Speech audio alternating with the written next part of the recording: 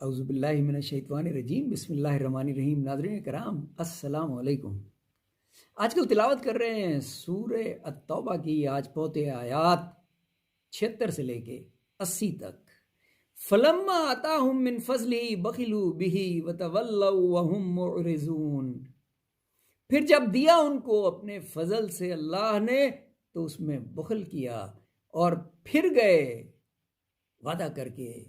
فَعَاقَبَهُمْ نِفَاقًا فِي قُلُوبِهِمْ إِلَى يَوْمِ يَلْقَوْنَهُ، پھر اس کا اثر رکھ دیا نفاق ان کے دلوں میں جس دن تک کہ وہ اس سے ملیں گے، یعنی اللہ سے ملیں گے، اس وجہ سے کہ انہوں نے خلاف کیا اللہ سے جو وعدہ کیا تھا، اور اس وجہ سے وہ بولتے تھے جھوٹ۔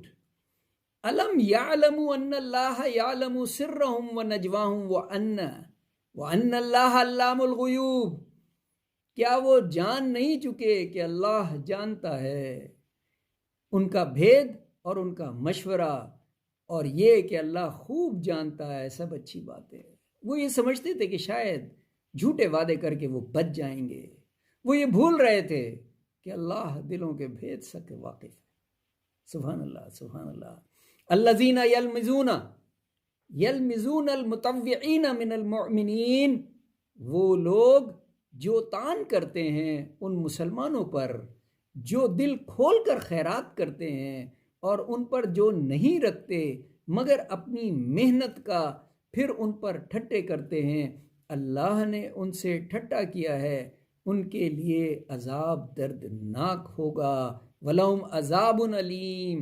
اللہ تعالیٰ نے ان لوگوں کو ناپسند کیا ہے جنہیں اللہ نے نوازا ہے دنیاوی دولت سے، لیکن پھر بھی وہ صدقہ خیرات ویلفیئر نہیں کرتے۔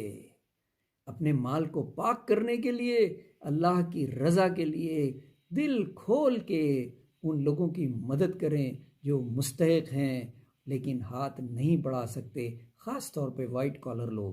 اپنے ارد گرد دیکھیں، انہیں پہچانیں، کیونکہ وہ آپ سے تقاضا نہیں کریں گے۔ استغفر لہم او لا تستغفر لہم، تستغفر لہم، تو ان کے لیے بخشش مانگ یا نہ مانگ۔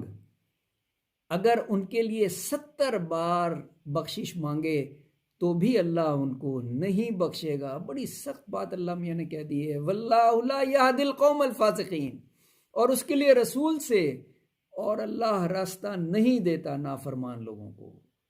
صدق اللہ العظیم۔ استغفر اللہ، استغفر اللہ۔ شکریہ۔